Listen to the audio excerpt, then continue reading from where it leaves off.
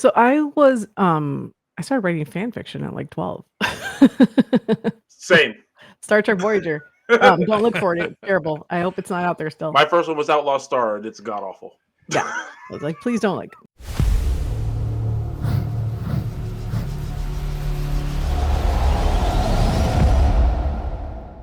All right, coming out to the Geekcast. This is Retro right here with that guy Tommy.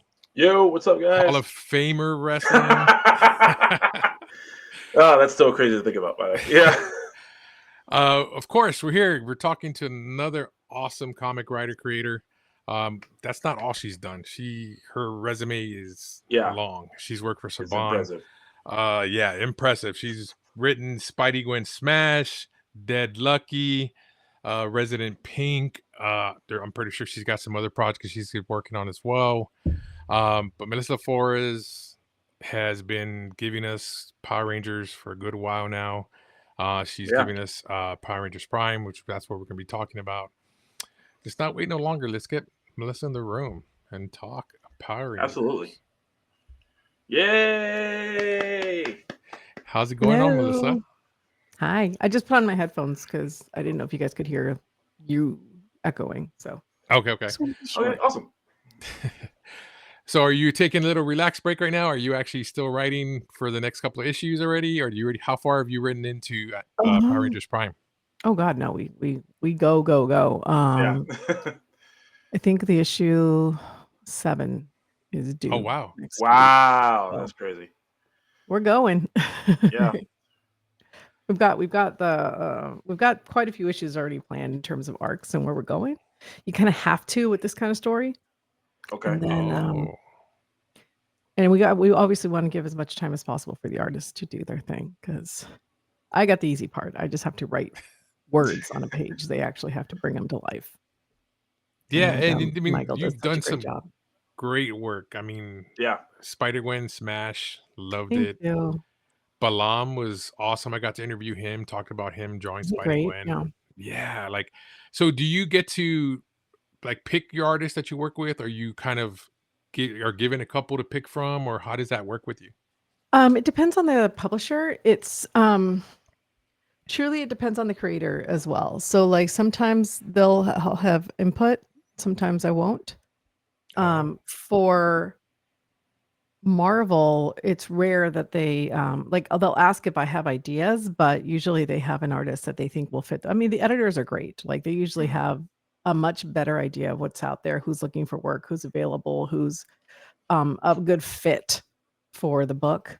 If it's a creator owned, like the Dead Lucky, then I have a lot more input in terms of who the artist is, but I have yet to meet an artist that wasn't perfect for the book. And that's a testament to the artist and also to the editors who know what they're looking for and tend to do really amazing jobs. Like I've been very lucky with every artist that I've been paired with, because they all have been fantastic.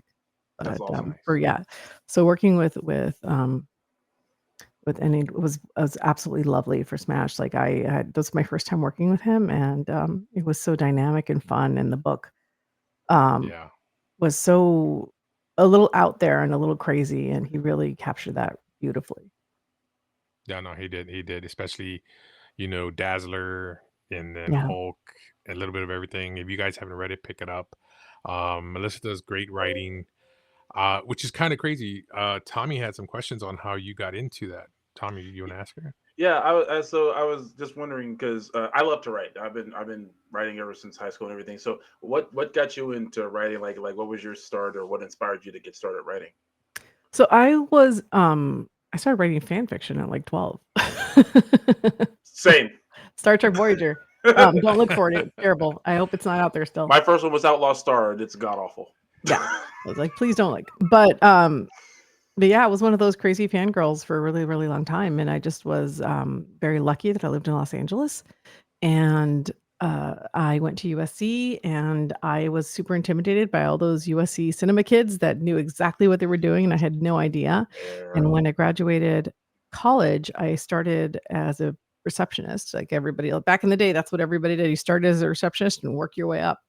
And I started as a receptionist for a production company, and then I ended up at FX and HBO as an assistant, and with undiagnosed ADHD at the time, which meant I was terrible at that job.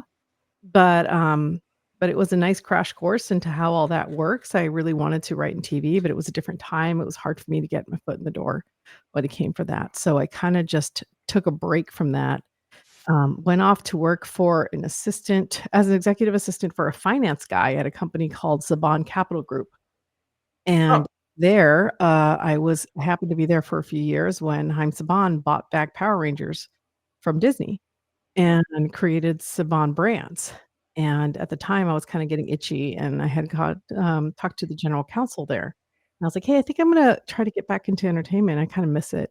She's like, "Oh, we might actually have a position for you." And so I interviewed, for Saban Brands with Brian Constantini, who was the head of development at the time. And it was for a distribution job, which is not creative at all, but he saw what I wanted to do and to like, I will love him forever for this. He's like, "Oh, well, then let's just create a job for you, and you can be a coordinator here in development and production." And he was the one that opened those doors for me. So I was with Power Rangers for 10 years, and I worked my way up for till director. And, I loved what I did. I fell in love with the brand. I worked on other brands too. I did, like, Glitter Force, Digimon. I worked on movies, it was everything. I did absolutely everything, but just fell in love with Power Rangers, and during that time, part of my job was that if there was anything with a story involved, part of my job was to look at the story, make sure it was brand appropriate, make sure it was the best version of that, Mhm. and it was at that time that Boom Studios got the license for Power Rangers. And so, I got to know Boom Studios really, really well, and thankfully, they didn't hate me, even though I was a licensor giving really crazy notes at the time. And so when I left Hasbro, because Power Rangers was acquired by Hasbro, when I left Hasbro and decided that I was like, "You know what? I'm gonna go back to try to actually make a go of it this time." Like, maybe with some experience under my belt, people will take me seriously as a writer. Mhm. Um, I was able to get the opportunities that I didn't get, 10 years before. And that's how I kinda got started. So, Kyle Higgins, who wrote Power Rangers, the series, and now works on the Massiverse with, Radiant Black and all those incredible books that were nominated for Eisners. Mhm. He and I had become friends, and he reached out and he's like, "Hey, do you wanna pitch me a superhero series?" And so that became The Dead Lucky. And then when I was finished with The Dead Lucky, the editor at the time, Daphne at Power Rangers, I called her and I was like, "Hey, I wrote this book. Can you look at it? I just really respect your opinion." And so she read it and loved it and was like, "Hey, we're looking for a writer for Power Rangers. Would you wanna come on board and finish off Mighty Morphin Power Rangers? We're finishing it off." And we can't think of anybody else that would know the lore and be able to jump on board and finish this thing and actually can write. So I ended up on Darkest Hour, what was supposed to be 10 issues and turned into 22. And then nobody else knew, but they had told me, "Hey, we're wrapping up the book. We're gonna relaunch a new one." And I was like, "Well, if you're gonna do a new book, can I throw my hat in the ring, like, and pitch you guys something?" And they're like, "Yeah, we're down." And so that's what became Power Rangers Prime. And it was kinda through those opportunities. It really is like who you know, Right. and I was just really thankful and grateful that I had worked with people that liked working with me and remembered me and wanted to, give me a shot. And the same thing, that's how Marvel happened. They read the Dead somebody there was an editor that read the Dead Lucky, liked it, and was like, "Hey, you interested in doing an 8-page book in Women of Marvel or an 8-page short story?" And so, um, that's the key, I think, is to get somebody to give you that one shot, Yeah. and when you do get it, Yeah. to be personable, be good at taking notes, Yes. be fast, and not drop your deadlines. Like, you have to make them like working with you. For me, I always say you don't have to be the best writer in the world. You have to be a writer that they wanna work with. Got it. Wow. If you're a genius and they hate you, they're never gonna call you back. It doesn't like, it's just not worth the hassle. Like, these editors are so busy and so overworked. Um, they just wanna be able to read a script, enjoy it, and, like, get it to the artist. And so that's, I think, been the key for me. Wow. And I've been working consistently since then, so thank goodness for that. Yeah, fantastic. That's awesome. That's awesome. I mean, and that's the one thing that I just got done interviewing Ed Bryce, and he's going to be writing Silverhawks, and that's one of the things he talked about was he has that love for that IP and he Mhm. wanted that job, so he went after it. And with you having the lore that you have in the background, and we were kind of talking behind the scenes before going into the recording. Did you do that with that little Easter egg that you put on there for Mark's character when the troops ask him that his refugee ID number? And the first thing that popped in my head when I saw that was the 8082 2893. Mhm. And I was kind of like, wait a minute, that's like the year Power Rangers aired. Yeah. And that's what popped in my head as a true fan. This is stuff that you love, and you put these little Easter eggs in there.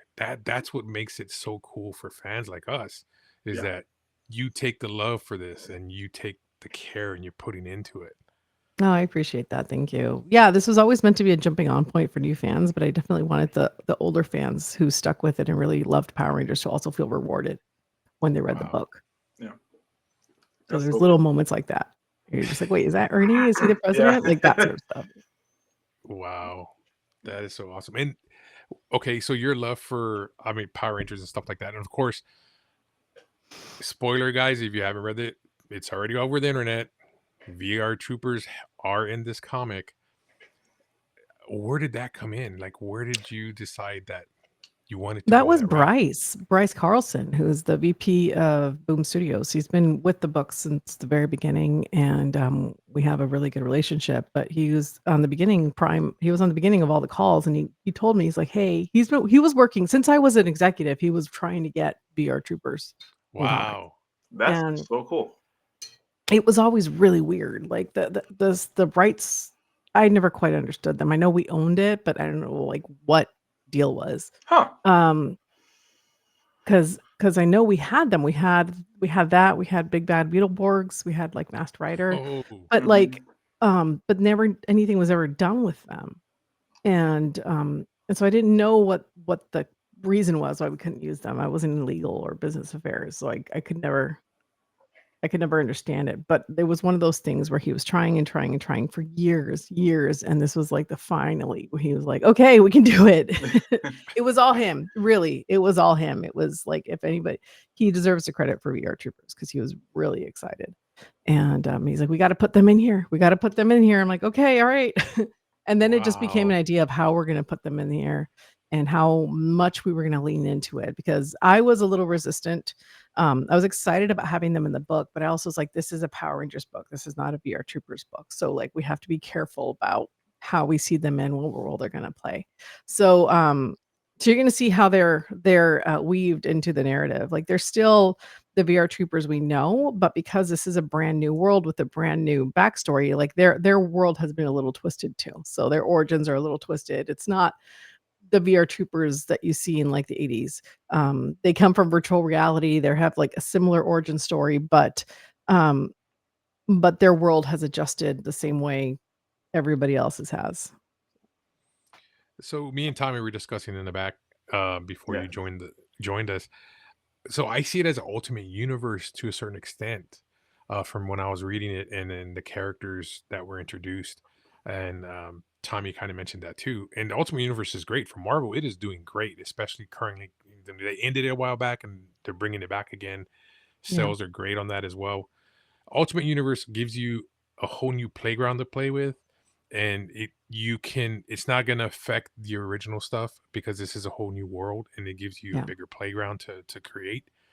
But as Tommy is a writer, so I have ideas. I don't write at all great. I'm kind of, I say, dyslexic to a certain point.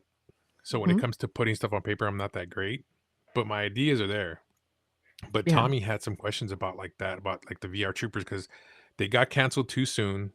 They were like Very right much after so. Power Ranger. Yeah. Very much so. So, you paying homage to that by you two guys bringing them in. Um, Tommy, you're the VR Yeah. Trooper expert. Yeah. So I kind of am. It was pretty much whenever it was on screen and my parents knew it was safe, I could watch it. And VR Troopers like Power Rangers was something else I obsessed with. So when so when you were creating this whole world, and like you said, it's different from the world we know, the first few pages immediately told us that, oh, this is not the world that we're used to. Um, what was it like to switch that origin around for not just for the Power Rangers but for VR Troopers too, knowing that they're finally getting in the comics, but they're not quite who we remember. What was that process like for you? Um, it was hard. It was tough because I want people to feel excited that the VR Troopers are in there, and I don't want it to be like, "Oh, well, this is," and they're not VR Troopers, it just says VR Troopers, but Yeah, everything is different about them. So I'm towing a line, and I know I am. yeah, What I'm hoping is that you'll see we're not telling the origin stories of the VR Troopers. That story has been told.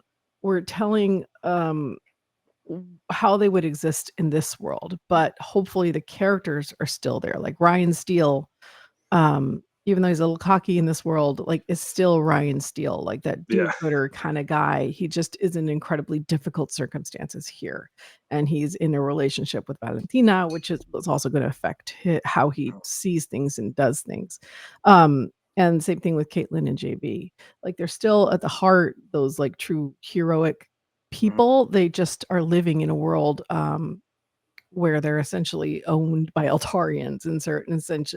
That's a bad way to put it. Like the VR troopers are allowed to work on under very specific circumstances, Mhm. and that changes how they operate and what they're afraid of and what motivates them. Um, Yeah. that's not to say they're ever going to not go back to the Grim Lord and all that crazy stuff, but in this point, this is a Power Rangers book. They serve a very specific purpose and tell a very specific story. Wow. Um, and then hopefully you might see them do more stuff later, but that is not a part of this book. Yeah. So, but it was fun. I mean, like I was in love with Caitlin. It's like little Gaby who had no idea that I was like that I liked women. I just was obsessed with. She's so rad. She's so pretty. Like I had no idea, but like I get you. I understand because I loved the VR Troopers. I also I really loved Big Bad Beetleborgs. Yeah, Those are good too. Yeah. I was watching all that as a kid. So especially because growing up, my the deal with my parents was as long as my grades were good and I behaved myself, everything else was fair game. So video games, comics, cartoons, all that was fair game. So that kind of backfired on my dad because every good report card meant I got a toy. I was Very AV cool. honor roll pretty much my entire elementary school. He's like, "Oh wow, that did not work in my favor." So, but so like like Beetleborgs and Mass Rider too, like you mentioned earlier. So so you have this chance to like kind of, well not yet with Beetleborgs and Mass Rider, but to bring all this stuff in the world. How exciting was that for you at the same time? Scary to do the story, but exciting for how it was like exciting for you as well to finally get to tell some stories like this. Yes, I'm gonna be honest, I don't think it really sank in because I was Hmm. writing Prime at the same time as I was wrapping up Darkest Hour, and there was Oh Hmm. just a wow. lot of pressure. That's I was gonna say So that's a lot actually. so it was one of those things where I was just like, okay, here's another thing. I know that fans are gonna freak out, and I know they're gonna be really excited about it, Right. but this is just another thing for me to put in here. Um, and it was I was excited. It was really cool. I Mhm. knew the fans were gonna be really excited, but Right. it was one of those things that didn't really sink in right away because it was more of just like, hey, we're gonna put the VR troopers in. Let me figure out how to do that. Um, Well, but that's your schedule. That's understandable. It's not exciting at that point. but because we needed Prime to be ready when Right. Darkest Hour was over. Absolutely. So there was like a little bit of an overlap. And so I was a little crazed at the moment, but it was fun. That's fair. And when I saw how people reacted to it, that was really exciting. Like it's fun now to see everybody's theories on what they're doing and why they're there. Like initially, I didn't want the suits in the first issue. It was actually an argument that I had Oh. with Bryce. Oh, okay. I just wanted Ryan Steele in the first issue. Mhm. Oh. Um, Wow. and it was just going to be the scene of Ryan and June and Valentina, and you were going to hear like Ryan Steele and the Trooper program, and it was going to be like a little bit of a tease. Um, Oh. Got it. Got it. and then Bryce was like, "Nope, you got to put them in there." I'm like, "Why?" Like, as I have a really cool moment like in the future where we see them, and he's like, "Nope, you got to do it." There's a spoiler variant coming out with the VR Troopers. You got to put them in. And I was like, but then like seeing how excited everybody was to see them Oh. in that moment. Like I Yeah. found a place for it. Like we found Yeah. like but it was a back and forth battle. Like my little artistic integrity, I was like, but this is not where I want to show them, But Bryce is always correct, so we're excited, and I get it. No, I was just being a little butthurt. I'm like, I don't want to make Power Rangers about VR troopers, So- But it's your you're baby, bringing, so that makes sense. So yeah, you're bringing two great worlds, because Yeah. a lot of kids got left hanging with VR Troopers. Like they got into it just because the toy sales didn't go so well. Of course, they canceled it, and think about it all but the the time. kids were into the show, but it seemed like it just got cut too soon. Yeah, I But mean, I feel like Americans in general, this is going to be me being super generalistic, and I feel like people are going to yell at me for it. But I think it's been my experience in and I'm talking to executive now. Americans don't understand genre Yeah, very well. I agree with that. I agree. Like tokusatsu is a genre Mm-hmm. Yes. in Japan, right? Absolutely. Like, and a bunch of different shows fall under that, Mm-hmm. right? Yep. Here, all they had was Power Rangers. So anything other than Power Rangers were like, oh, it's a ripoff of Power Rangers. Like they don't understand Yeah. genre. Yeah. And it's like, and I kind of experienced the same thing with Glitter Force when I did Glitter Force, which was Pretty Cure in Japan. Mm-hmm. They're yeah. just like, that's oh, right. it's just a Sailor Moon ripoff. It's like, no, Yeah. it's a magical girls Yep. is a genre. But I feel like when it comes to this kind of stuff, it's hard for Americans to understand that aren't aware of the Japan and aren't like influenced by that culture. And now I think people are much more open because the world is a lot smaller. Like you can access a lot of this content yourself, so you can Yes. understand it a lot better. But back then, I think it was just harder for people to understand and appreciate different kinds of shows. It just felt like, oh, this is just another Power Ranger ripoff. Like it wasn't. There wasn't room for more, if that makes sense. No, I agree with you. Because I get people's hearts were so full of Power Rangers, they didn't understand how to make room for something like VR Troopers or something like Big Bad Beetleborgs. it. Yeah. And it was a delicate balance because then it felt oversaturated. Yeah. So that's just my thoughts. I wasn't around back then, but based on what I've seen and how it worked, that was my theory as to why those didn't go more. Plus, like those shows are hard to make. Yeah. Like they're cheap to make because you're using so much footage, but they're hard to make. Mm-hmm. Mm-hmm. Because again, you're using a lot of footage, Right. and you have to match locations and you have to create stories. And VR Troopers was especially difficult because they were using 2 different shows. Mm-hmm. Oh, That's why you never saw Ryan with JB and Caitlin in the virtual world. Ryan was always by himself, Mm-hmm. and JB and Caitlin were doing their own thing because Mhm. those are 2 different shows. Oh. Yeah, I can't remember the names of the shows, but yeah, I realized that later, how they were like all just different kinds of things. I can't remember. They were Metal Heroes, I think was Yeah, one of them for it's sure. it was madness, and that's why I also Yeah. had season 2. Ryan changed his suit completely. Yeah. And they all changed suits because you're running out of footage. Yeah. And at the time, the Japanese, and they still, I think, like they were masters at getting this done quickly, cheaply, creating inventive, Yeah. beautiful fights with crazy, beautiful monsters. But And new kinds of morphers every time. That's what always got Yeah. me. They never had the same morpher twice.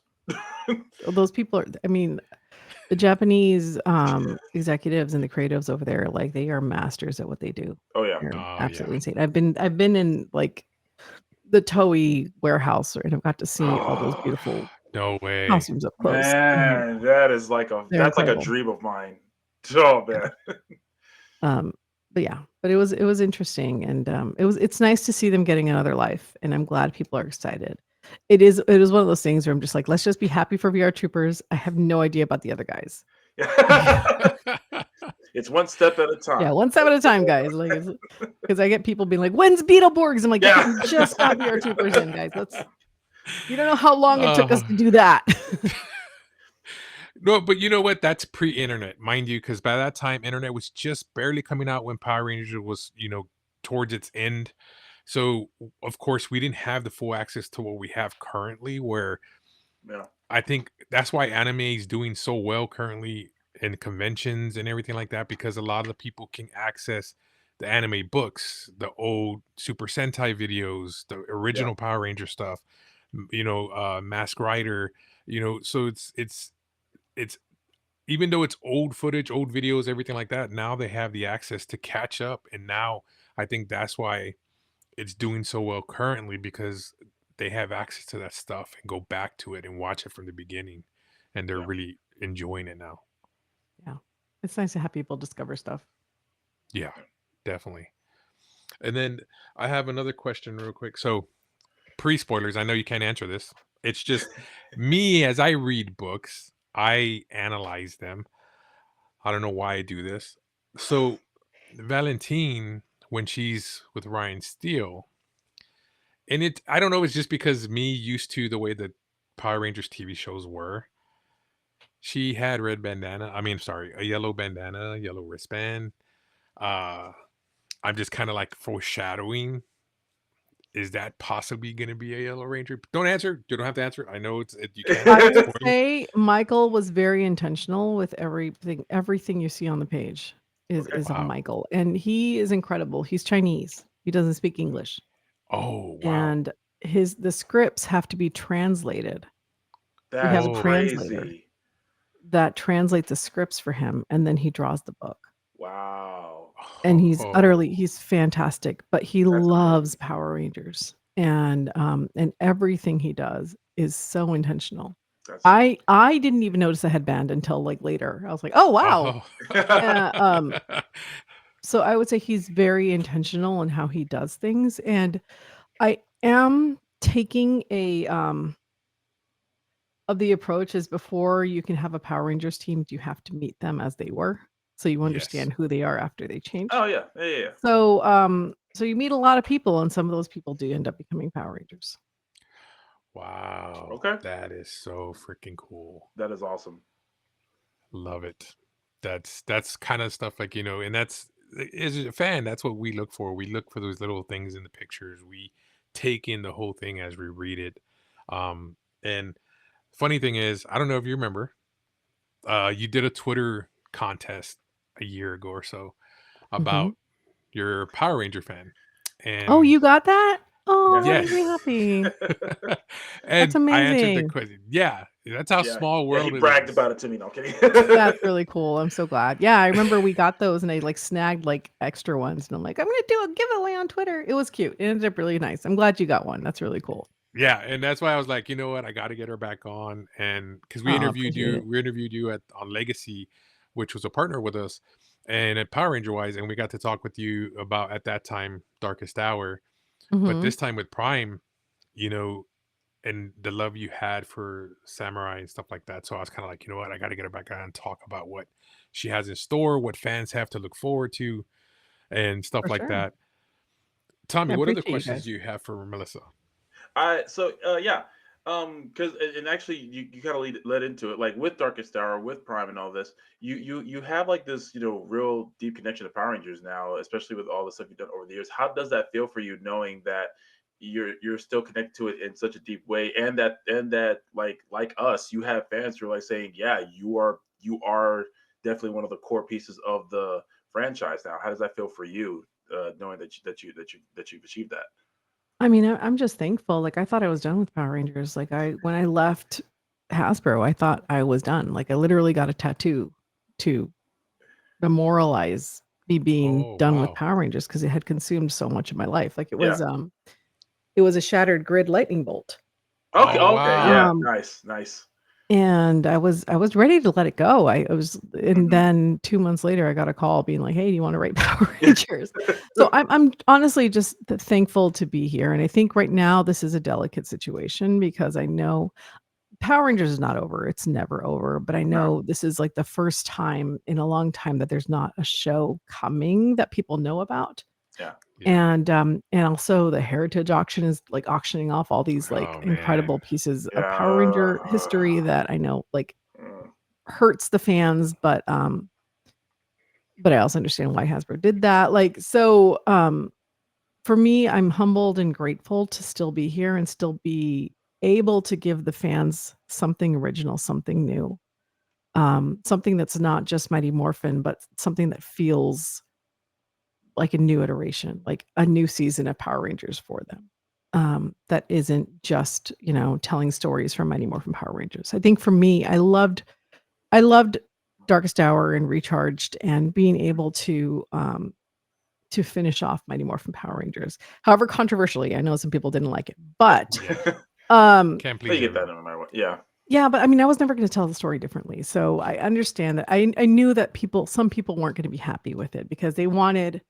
It was a hard time for me because they wanted, not hard time for me, but hard time for everybody, because I felt like they wanted me to give like a definitive statement on what Power Rangers is, not just because the comics was ending, but because it felt like everything was ending. Yeah, And fans felt that.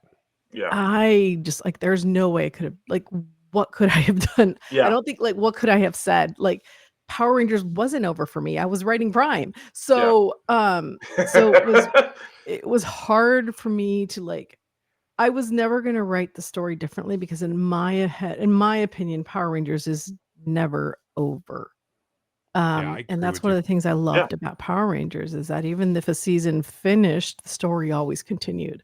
The Rangers always continued fighting, and that's why it was very deliberate for me, that last page with Billy, saying that he was never gonna stop. Yeah. And, Wow. and so I'm thankful that the fans, at least, even the ones that weren't happy with Darkest Hour, that most of them are like willing to come back to Prime and be excited about Prime and are ready to start a new story. That makes me really happy. And what excites me about Prime is that Darkest Hour it meant so much to me. But so much of it was about paying, uh, honoring the stories that came before me, that Kyle told, that Ryan told, that Marguerite told, and Matt, and all these amazing artists. I was taking their work and trying to button it together and trying to cobble together something that felt meaningful based on what they did, so that it felt intentional. And it was intentional for me. Like, I had been there from the very beginning when Kyle was in the room pitching the story. Like, it was a very meaningful, special thing for me. But Prime, I don't got to worry about anything but the story I want to tell. Yeah. I don't have to worry about canon. I don't have to worry about what anybody else did. I just got to worry about what I want to do. And there's something incredibly terrifying about that, because I like to stay in the lines. And that's part of like being an executive for 10 years, being like, you can't do that, being the person telling people that they can't do stuff. But and actually the editors had to push me on that too, being like, you can go bolder, you can go different. Like, you don't have to be so cookie cutter. Um, so that's been a learning experience for me, but there's also something really freeing about that, where you can be like, oh, I can do whatever I want. Yeah. There's still things that are going to be expected of me because all writers have their own personal patterns, Yeah. but that's what's exciting about me. It's like I can tell a story. I can tell my version of Power Rangers. I can take my time doing it. I don't have to have a Ranger morph in the first issue if I need to. Right. Like, I can take my time to get to know the characters, to tell the story, to put together a team, Yeah. and still have it feel like a Power Ranger story, even if you're not seeing a Zord battle Yeah. every issue, every episode. Yeah. That makes sense. I agree Yeah. with you. Well, Sorry. real Go quick, ahead. real quick question. So bringing back to the Darkest Hour, and you're talking about that thing when Billy's writing that letter, and you kind of just set this up. When Billy says the grid will heal, but it will take time. Mhm. And of course it jumps to later toward the end when it's wrapping up. And Billy, he goes, the grid is repaired. Um, it's morphin time. And that's where you left it. To me, it was like to me, I didn't feel it was over. I felt it was like it's back. It's this world is it's healed here. And in my mentality, I took it as it's left open. Yeah. You left it open to where there's a potential that this world will come back. We may get older characters come back or some form of fashion of that way. But that really, for me, that's what really hit me at the very end when I read that, and that's how I interpreted it. And when a lot of people, when you were talking about the fans, weren't happy was because a lot of fans thought Boom had lost the rights for Power Rangers, and that's what they Yeah, I were don't know cutting. where they got that. I heard, have no idea where that and came I had from. heard that a ton too, and then I heard like no, they hadn't, and that because I had heard that back and forth. I was like, oh, Yeah, okay, it's so, crazy what like becomes fact just because some person says it. It's yeah, insane. Like, and Yeah. I say this as like an executive who has been on the room forever. The amount of things that people say is true and that it's confirmed and are completely wrong, and I can't say anything, just drives me absolutely nuts. And like I obviously couldn't say anything about the Boom license because I knew Right. what was coming, but I was like, who said that? Nobody has said that. They just said the book is ending. Do you really think Power Rangers has got like Power Rangers just so well for Boom? Why would they give up the license? Yeah. Maybe they just did this for 122 issues and want to do something new and different and fun. Yeah. Yes, it was funny to me that like that was just suddenly somebody said it and all of a sudden it became fact. Everybody was saying it. Because It's it like, spread like no. wildfire all over the place. I was like, okay, so And I think Yeah, that's why a lot it of was- people took it in that aspect. And for me, I've been reading comics for years. I've been reading DC, Marvel, Image, and that's that's what I love comics. And when I took it as that, I've been through DC's New 52. I've been through everything like that. Right now we're getting Absolute Batman and Absolute and Wonder Mhm. Woman. It's just a different world. And to me, if you've been through those universes, it just means that's just one world. There's Yeah. plenty more worlds that you can go from. Yeah, you know what's interesting, is that there's actually I feel like and I analyze audience a lot because again, I'm a former executive. You can't take that out of my brain. Like Sure. for me, I feel like Power Rangers has a very interesting audience because you have the people that read comics, that love Yes. comics, that read comics for comics' sake, and they're reading the Power Rangers comics because they like Power Rangers, but they're also comic book readers. Mm-hmm. And then you have Power Ranger fans that don't read comics, but read the comics because it's a Power Rangers book. Yes. And I feel like sometimes there's a disconnect between the comic ranger fans comic book fans that read comic books and the Power Ranger fans that don't read comic books. Could not agree more. Yeah. And I Yes. think that's where some of it came from too, where it's the people that were reading the comic books because they were Power Ranger fans and not necessarily comic book fans. I think were less primed for that kind of an open ending. Yeah. And not to dissuade any of their opinions. Everybody has like is allowed not to like something. Everybody is allowed to not feel like they didn't get what they wanted out of the ending. I'm never going to say you're not allowed to not like my work or not like the ending. Yeah. But I do feel like there was a difference. And I was talking to Kyle Higgins about it. Because Kyle, Ryan Parrott, we're all really good friends. We all write on the Massiverse together. And so we're together nice. all the time at conventions and we hang out. And I was talking to him about it because I was at Comic-Con when I first started seeing people being like, the finale sucks. It's terrible. And I was just like, oh man. And they had like Prime had been like leaked. It was just a bad time. I was just not feeling good because they had leaked Prime, which they weren't supposed to do.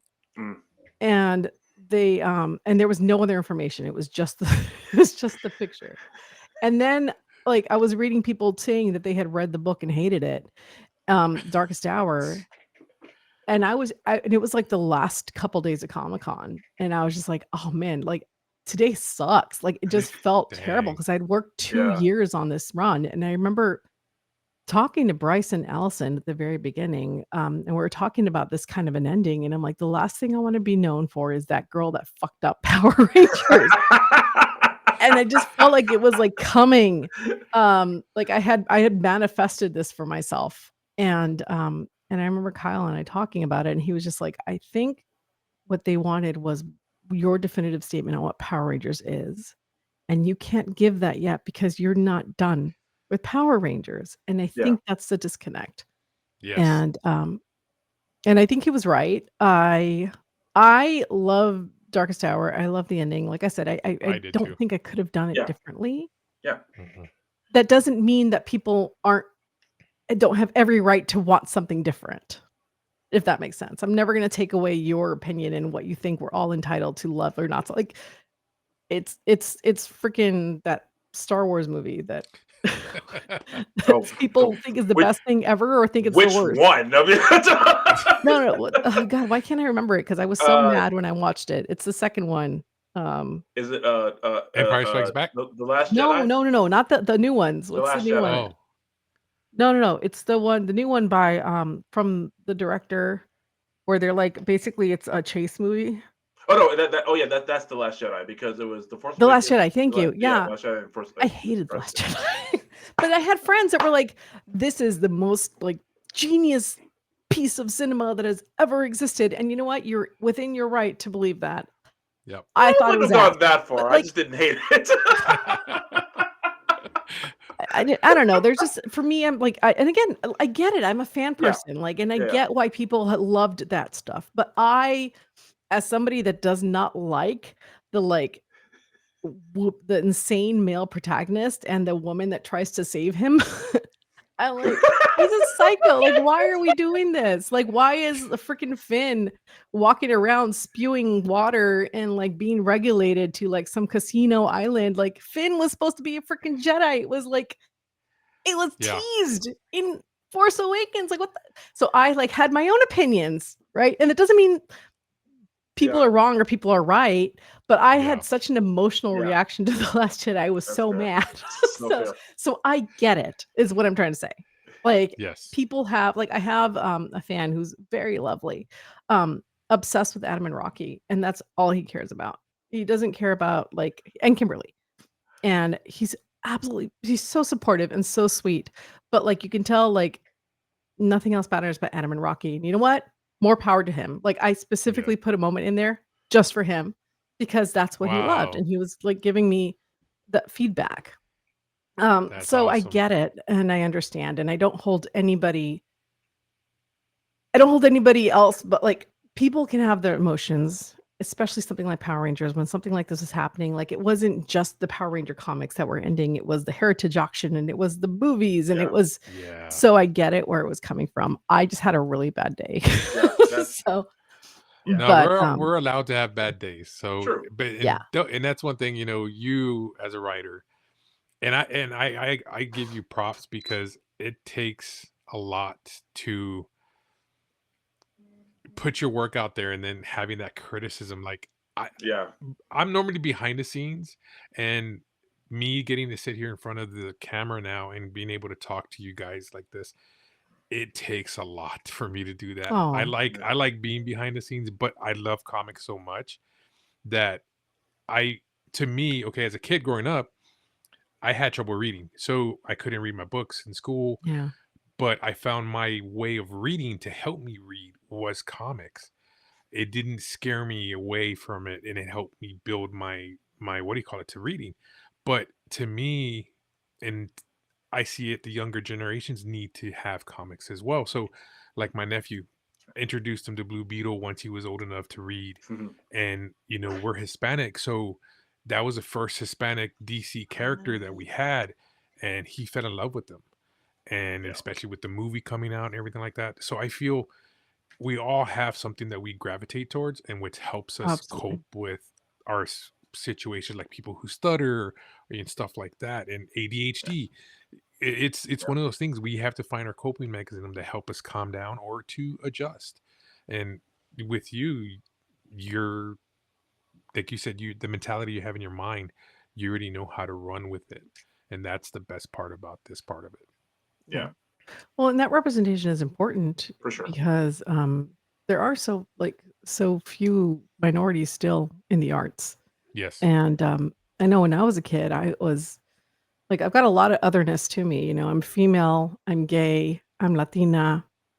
And like to find anybody that like looked like me, I was a girl obsessed with Xena, Yeah. obsessed with Star Trek, obsessed with like Tango and Cash is like one of my favorite movies when I was growing up. Oh, Big yeah. Trouble in Little China. Like I loved Oh, like He-Man, like, yes. and I wanted to exist in those spaces. Like I wanted to see people and not just like the token female, but like I wanted to like see Latinos and I would get so excited. Like Belana Torres and Star Trek Voyager was like my girl, like Yes. it was to see that representation. So now I see it myself as Latina comic book artist and even a queer comic book writer, where people come up to me and tell me how much it means to them to Yes. have, that representation, be it queer, be it learning disabilities, be it even having like I had like Dead Lucky has a Latina Asian protagonist, and I just recently got to write the origin story or the intro story for Phantasma for Ghost Rider, who is Colombian. Like that stuff means a lot to me. And to have people come up and tell me how much it means to them is really important, I think. Because I love all the writers that work on these books. They're so talented. They're so incredible. But sometimes I feel like I need to have a hat and a beard to work in this industry. Yeah. I've been very lucky and been very thankful Yeah. that my years of experience has given me the opportunity to be able to do it, because I know it's not an easy industry to break into. Yeah, no, Yeah. you keep on knocking those doors down, because without you Absolutely. guys, without you writers and artists, without you guys being the backbone of the industry, because yeah, they have the name and of the companies, but you guys keep it going with your stories you write, the art you put on the paper.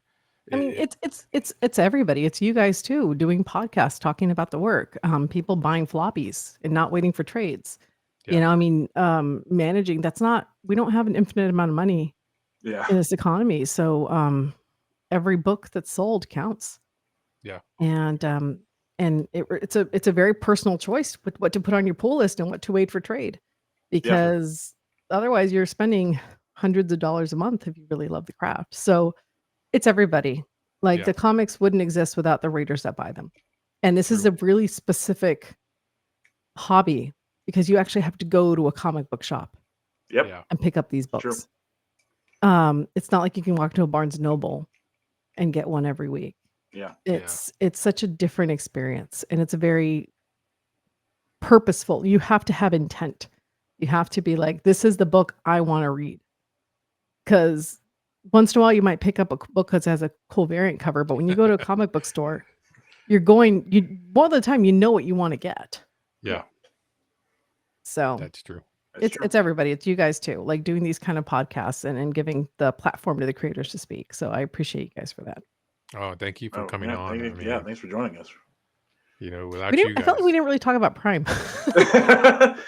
I feel like we talked about it. We talked about the troopers. I don't feel like we talked about Prime though. Well, I mean, I was questions about the characters. Yeah. Did you guys like it? Well, I didn't want to give spoilers. I mean, that was me too. I was right on that. I was like, I wanted to, but it's like I know there are questions like, but I can't ask it, so we gotta wait. I mean, that's the biggest spoiler, that there's troopers in the books. Yeah, no, fair enough. Well, you know what? Since this is already, it's already been out. This won't go drop until next week anyway, because once we do the editing. Yeah. Well, I guess we can talk about some stuff, because by that time people should have read the book already. So yeah, read the book. Yeah, so read the book without giving any more like major spoilers. With Ryan Steele and everything that this is how I analyze what you're writing. I love how you put the refugee stuff into it, and how it's not just one of group of refugees. There's different, and it kind of makes me think like, it's how they're coming in, how they came in to save the earth, and they stayed and took over, but they integrated into it. And of course, we took in the technology that they provided to us. Right. And it was kind of like both. But to me, I felt like they kind of really took over. Yeah. Than just providing us with their technology. It's a forced benevolence, right? It's and it is one of those things, like the whole Prime just basically started out of a conversation we were having, and it was actually less ultimate and absolute inspired than you'd think. Like I like those, but it wasn't what I was thinking about. What really primed me for Prime is writing Spider-Gwen. And because Spider-Gwen takes place in Earth 65. Yeah. Where one tiny decision, or one tiny, like it answers the question, what if Gwen had been bitten by the spider instead of Peter, and like everything changed. And so coming out of that, it was a conversation I was having with Allison and with Bryce, with Kenzie at the time, who were the editorial team. And it was just like, well, what if there was no Zordon? And what if there was an alien invasion and came on Earth and there was nobody to save them? And all of a sudden, the Eltarians came. Yep. And they just stayed. They colonized Earth. What would that look like? You know what it reminded me of a little bit? I forget. I know the author's name, but I can't think of it right now. A Childhood's End. I haven't read that one. It's a book where the human race comes in contact with an alien species, but the alien species looks a lot like how demons are portrayed, but they actually are benevolent. But their benevolence of getting rid of like hunger and disease, or they comes at the cost of like actual creativity, like the arts and things that are actually outlawed. It's a very fast. It's a very interesting book. Has a bittersweet ending in a way, but it's very interesting. But yeah, that's what I got the feeling. It's like, hey, we're here to save you guys. There's a little caveat to it, though. Yeah, I mean, I don't want to say it's inspired by real world events, but it's hard not to see the parallels. Yeah, right? Yes, that's what I. Yes, I did see that. I'm not trying to be that person. I'm not trying to like make this a political book or anything. But like growing up Christian most of my life, and still very, very faithful. Like I have faith. Like I believe in God. Like I have faith. I wouldn't necessarily say identify with what Christianity is at this moment. Yeah, as a Christian, sometimes I don't want to either. But but what they like, it's been fascinating to me. The dichotomy difference between what like somebody like me will believe is true and right and just, and what somebody who maybe is like a very conservative Christian would believe is true and just and right. Yeah. And we both fervently believe what we believe. And we're way off, like way off from each other. And I say this, I have very conservative Christian family members. And so I don't necessarily think that Eltarians are bad in this world. I don't think the Eltarians think they're bad. I think the Eltarians have a very specific idea of what is true and right and just. And I can see that. Act accordingly. They have their beliefs. They have colonized all these planets because they want to protect them. But that's a freaking lot of like 206 colonies. Like that requires a very specific sense of order. Yeah. Yes. And if you see the amount of aliens that reside on Earth, these people have been saved from their planets. Like obviously that Beast Brigade, and there's evil out there, and the Eltarians are fighting that evil. Yeah. So I don't necessarily think the Eltarians are evil. I think they have a very specific way of thinking in order to achieve their very specific and personal goals. But I don't think they think it's evil. I think just like everybody else, you'll see evil characters in the Eltarian regime that have taken advantage of this and twisted it for their own purposes. But then you'll also see people like June, who was born on Earth, who has lived a life of privilege on Earth as an Eltarian, whose mother is very high-ranking, who has come to see his life in a very specific way, what has been planned out for him, who is meant to be, how he sees the Earth being colonized as a good thing. They came, we saved you, like this is great. Like he has hair, like because he grew up on Earth and he's very influenced by Earth customs, and so you don't see him with a bald head. That's very intentional. Like we designed him that way because he's kind of caught between these two worlds. But that doesn't mean he's an evil kid. That just means he lived a very sheltered life. And we purposely put him, juxtaposed him with Mark, who's a refugee, who has lived a very different life in the same circumstances. And it was meant to portray, hey, they both believe this completely. Yeah. Neither one of them are evil characters. They have just lived very different lives. Mm-hmm. And as Yes. such has formed very different opinions based on how they have been treated, what is expected of them, and the class system that exists now because of all these refugees, because there's Altarians, humans, and aliens. And that has like Yeah. shaken out what power looks like Yeah. on Earth. Yeah. You know, I Yeah. I love what you did because that's something I did see and I did want to talk about, but I didn't want to because of spoilers. But anyway, like I said, that's just so true with the way exactly Yeah. the way you did it. And even with that, and this is what kind of the thing that really got me, and I was kind of like, you introduced the Samurai Rangers and Mhm. Mm-hmm. how they were protecting at one point and they kind of faded away. So I took it for okay, this is just my opinion how I took it. It was like the Jedi when this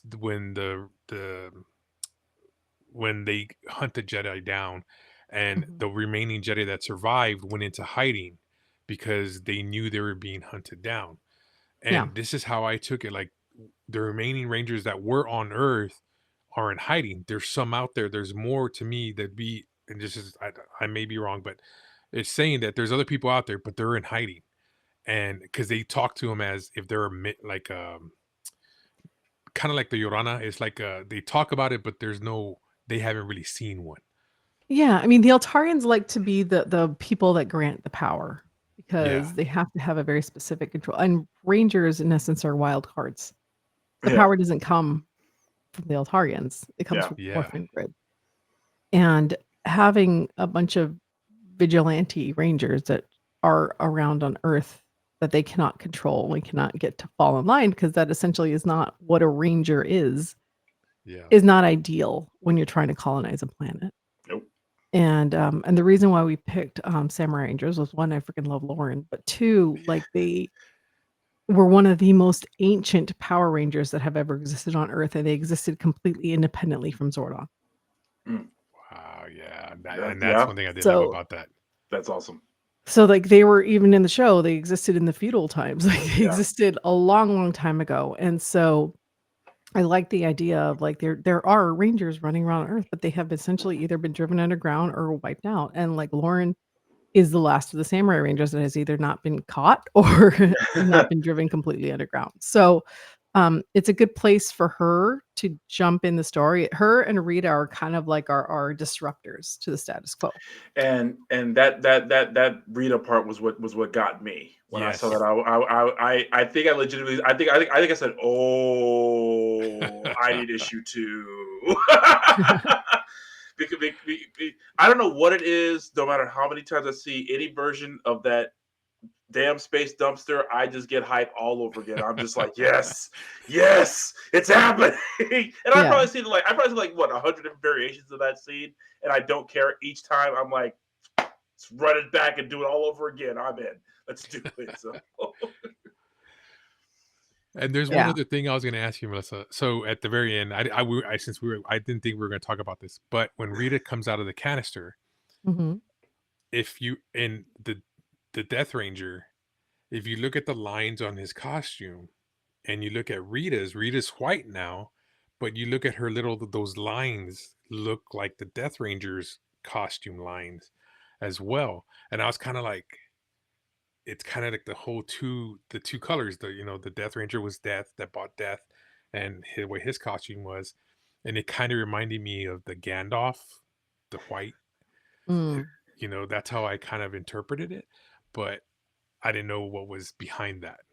Yeah, I mean, for me, I don't know if it was necessarily Death Ranger inspired. For me, this Rita, it's not the Rita Repulsa from who we know. It Yeah, is a Rita that is halfway between like a Mystic Mother and a Rita Repulsa. Like there's an anarchy to this Rita.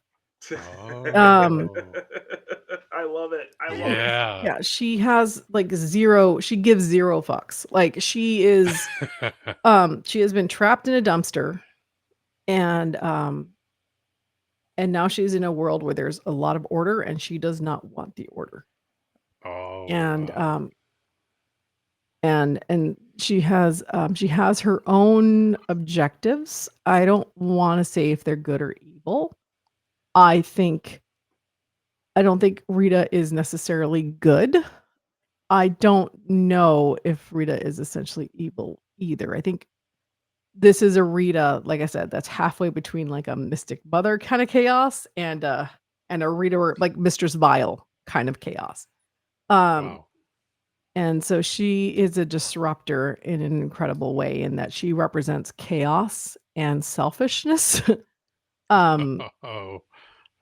Compared to the order and selflessness that comes from the Altarians. And Wow. obviously they don't like that very much. So Sign me all the way up. I am so more. I was already in. I'm more in now than I was earlier. Yeah, I can't wait. This Yeah, this same sounds here. amazing. Yeah, I liked she's been fun to what I write saw. for sure. Yeah, and since you're already She's 7 issues crazy. in, I can't wait to see what we're gonna get. yeah. Yeah. I mean, Rita's still all about power. Yeah. Like she'll get power any way she can. But like it's not like her first thought isn't like I've come to take over Earth. Like it's more like how can I fuck shit up? Like Like, this is a nice stable environment we have here. How can I ruin that in every way, shape, yeah, form? exactly. She's just like I've been in this dumpster for forever. I've been thinking about stuff, and now I'm ready to enact some. She's an agent of chaos. I'm happy. Yep. Yeah. It's gonna be interesting. Oh yeah, for sure. Well, I've already had you long enough. You're busy. We know you got a lot of stuff you're working on. I'm pretty sure you're working on some other stuff as well with this and maybe even another story, just like when you were working on Darkest Hour and you're working at Prime at the same time. Yeah, I'm working on Biker Mice. So Biker Mice from Mars has this new series. You're like my maybe out. favorite person ever. because and I remember seeing news about that, and that was something else I wanted to bring up, but I knew we were talking about this. But I'm somewhat like the fact that other people remember Biker Mice from Mars. I was like, yes. See, I didn't make that cartoon up in my head. Oh. People have tried to convince me that I did. Watch the Biker. If you haven't watched Biker Mice from Mars, I'm telling your listeners, look them up on YouTube. They are it's so freaking good. It's one of the best cartoons ever. It holds up really well. It really does. A little sexist, but yeah, no lie. But holds up really well. These are just like those characters are just so damn fun, and they're like there's so much depth and heartbreak in their origin and who they are. Yeah. But like I love a freaking good guy. Like I love a good guy. Same here. That's probably why I hated The Last Jedi so much. I do not like a bad guy that gets rewarded for being bad. Fair. I love fair. But the Biker Mice are just like all three of them are just they're so freaking good. And they've lost literally everything. They've lost body, like limbs. Yeah. They've lost their entire freaking planet. And they still like have time to crack a joke and to try to do the right thing. Like their spirit is never broken. And I freaking love that about them.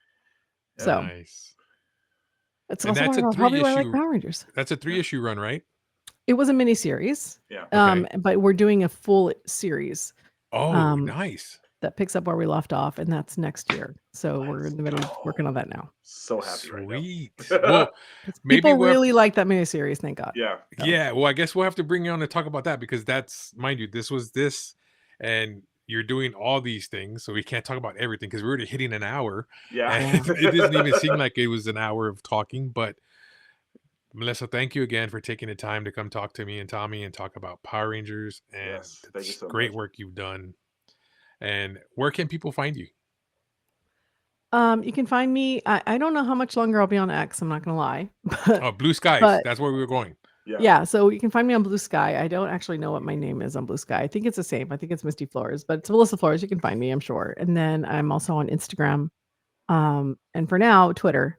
But those are where you go. I have a Facebook page, but honestly, I'm going to be honest. It's like all my cousins from Mexico. I don't really do much with it. So it's pretty private. I don't really add fans to it. But you can find me on Instagram and Twitter and Blue Sky and Threads and everywhere else everybody's going. But those are the easiest places to find me. And I also have a website, but I need to update it. It's woefully out of date. Nice. But I will be listing like my collection of Power Ranger toys and stuff up there. eventually. So Oh, I might speak up fantastic. about it soon because I have literally an entire 10 by 20 storage unit of stuff Wow, that's that oh my I God. just that is just sitting there, and I'd rather it go to people that actually would do something with them.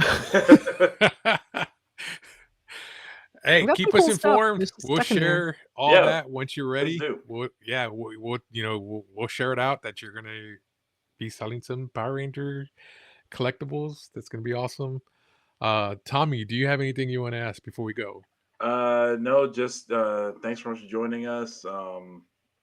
Writers like you inspire me, like Yeah. Oh, legitimately, appreciate it. because like I still do write fan fictions because it just help it's just one of the things that keeps my creative juices going while in between writing novels, which by the way takes forever for me because I'm slow as molasses. Fan fiction is some of the best stories out there. Like, Thank Yes. you. Finally, a credible writer said it that out loud. So I'm gonna it's timestamp this and share it everywhere. some of the best stories that I've read come from fan fiction. Right? Like, Yeah. it's people, one, they do it out of love, Yeah. not for profit. Yeah. Two, it's about characters you care about already. Yep. Yeah. And three, the people that get it, the people that write these like 50 chapter epics with twists and turns and like freaking, for a while they ruined regular books for me. Because I'm like, because then I like read a James Patterson book, and no hate on James, but Yeah. or his ghostwriters, his 20,000 of them, but like compared to like some of the best fan fiction I've ever read, nah, nothing. What It's swill. Well, one of my people who I love her writing. Her name is Kyoko M. She's done a ton of novels at this point, and she's written for Marvel for like the Wakanda series and the Captain America one that came out recently. She was a fanfiction writer. That's how we first met because we both met on fanfic.net. We would read each other's stories, and like she was another inspiration of mine. And I'm she and gonna her tell you a secret, dude. Any girl editor or comic book writer that you have seen that is working right now has Mhm. probably started in fan fiction and are probably and still writing it behind the scenes under a and I pen name that you respect the won't find. hell out of them for it. Wow.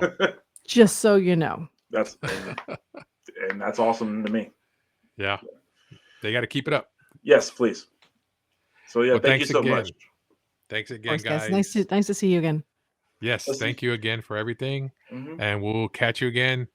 Follow us, share, subscribe, because we're going to be bringing more comic book writers and artists to Countdown to the Geekcast to talk about the work they've done, how they got in the industry, how they didn't give up and got to where they got to. So Yep. enjoy, guys. Thank you guys so much.